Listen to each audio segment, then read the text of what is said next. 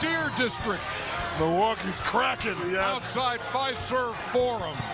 I cannot wait to do this again Friday, and then I can't wait to get to Jurassic Park. That's going to be exactly the same kind of feel there, and this was an incredible game one. If you had told me that Milwaukee, down 7 going to the fourth, would get 1 basket out of the Greek Freak in the fourth quarter and win the game by 8, I say you're plumb crazy. But let's look at the highlights from game one.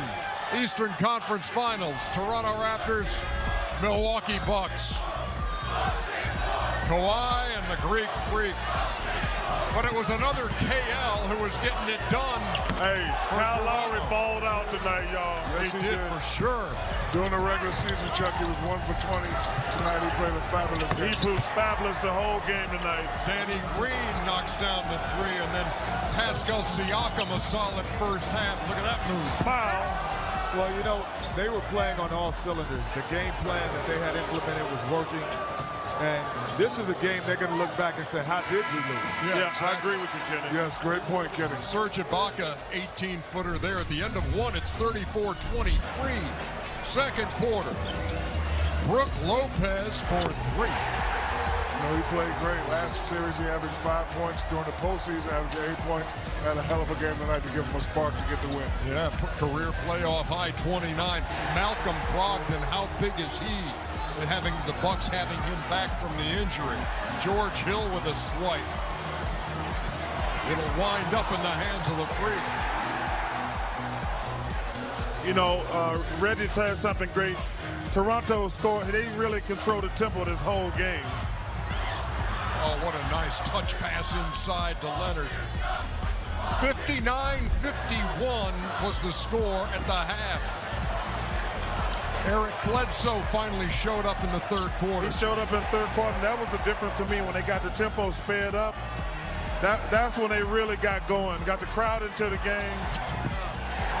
Finished This with team's authority. Chuck. He can do that whenever he wants to do it. But he doesn't do it enough, Shaq, because this team has got an awful half-court offense. Kyle Lowry throwing stuff in from Lillard and Curry range. Yeah, he was feeling it today. Yeah, he was showing those all the way from Villanova, Pennsylvania. And that's right at the end of the third quarter and made it 83-76 as Siakam converted.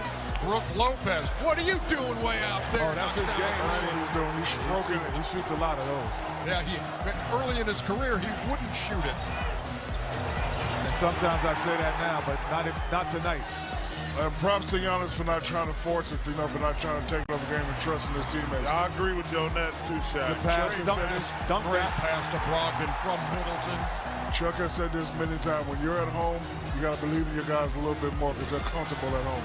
Kyle Lowry ready to fire and knocks it down. But you see on a lot of these highlights, these are broken plays and fast breaks and things like that. Right there, draw and kick. That's all you got to do, baby. Wow, another deep one by Lopez. He was fired up tonight and should have been. Look at that, the crazed look in his eye as the Milwaukee Bucks come from behind. They were 13 down at one point and beat Toronto 108 to 100. Career playoff high of 29 for Brook Lopez. Kawhi Leonard with 31. Kyle Lowry 30 with 7 out of 9 from deep. Brogdon had 15. He outscored the Toronto bench all by himself. And the Greek Freak with 24, 14, and 6. Yep, you're Yes, right. they are. Kyle Streets Means are lit. The mean street's gonna be lit. Oh yeah. This is incredible. Feel like a rap concert out here. No question. Well, you're the only one who knows what that feels like to be on stage at a rap concert. I have performed with Wu-Tang and Dougie Fresh, though. And I have Rick. no idea. I have no idea And what Dougie you Fresh. just said. I can't even hear you in No this. doubt. Well, Ernie, Here's this fourth quarter story, 32-17, and 9 out of 18 for the Bucks, 5 for 22 from Toronto. And look at the rebounding advantage. Milwaukee trailing by 7 going to the fourth. Let me ask you guys, as the players' perspective on this thing, and it's along the lines of the point you made during the highlights. This game was right there to be stolen by Toronto.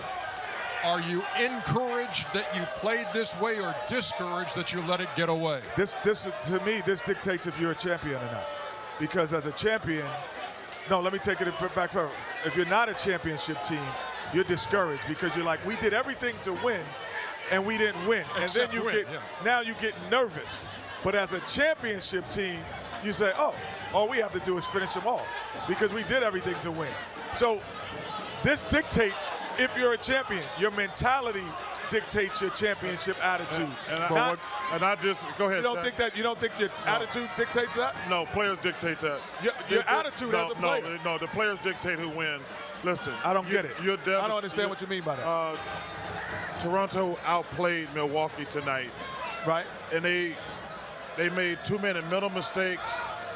And the Bucks played bad. Let's be realistic. The Bucks played bad. Until the fourth quarter. Until the fourth quarter. And if you outplay a team on the road for 3 quarters, you should win the game. But to me, this is why Milwaukee is going to win this series. They don't have to play great. Kawhi has to play great, and he actually got some help tonight. Yeah, Kyle Lowry going for 30. And Siakam played pretty good.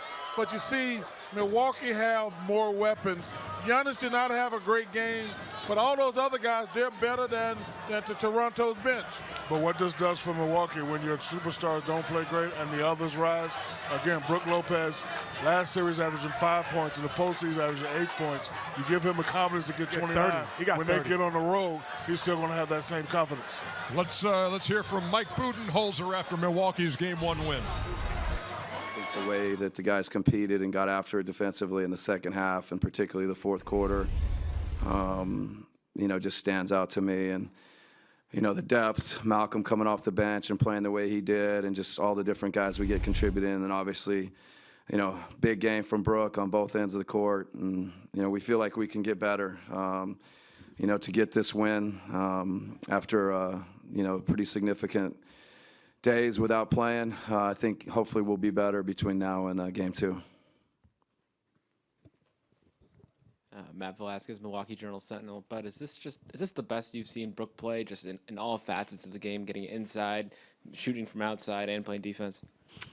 Yeah, I mean, the thing that does stand out is, the putbacks and the stuff around the basket, particularly in the first half. We were, kind of struggling for scoring and just anything offensively, and he was able to kind of manufacture a couple things. And obviously in the second half, the threes and the spread that he gives us. And then defensively, I thought, we'll look at the tape, but I thought he was there, several times in the fourth quarter, making blocks, making big-time contests, rebounding.